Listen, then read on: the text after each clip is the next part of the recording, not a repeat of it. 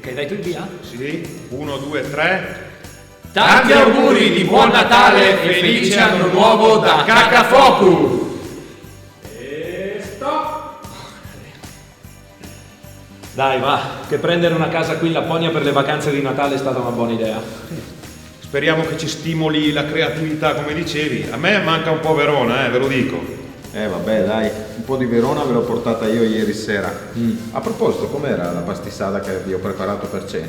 Beh, spettacolare, vero? Pastissata de caval con polentina calda. Mua! Vero Gigi, bella sorpresa, guarda, è stato bravo.